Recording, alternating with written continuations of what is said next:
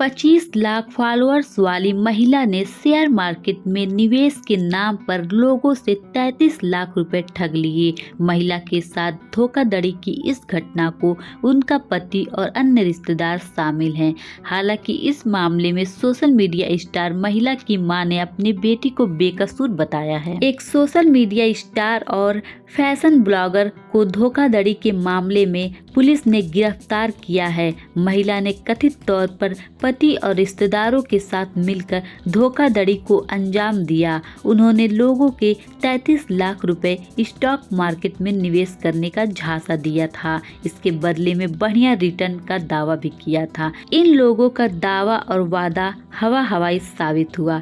25 लाख से ज्यादा फॉलोअर्स वाली फैशन ब्लॉगर हादेर आतेफ अपने पति बिलाल महमूद, भाभी और उनके पति के साथ मिस्र की राजधानी काहिरा से गिरफ्तार की गई हैं।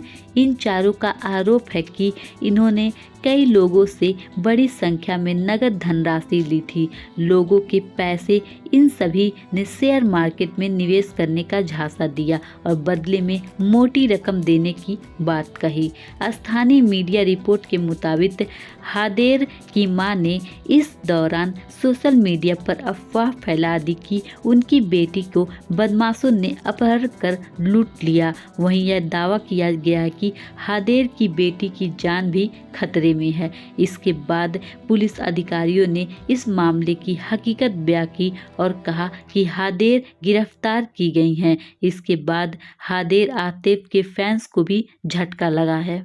अगर आप भी हादेर के फैंस हैं तो आप कमेंट बॉक्स में जरूर उनके लिए 2 शब्द लिखिए और ऐसे ही धोखाधड़ी में आप भी ना फंसिए।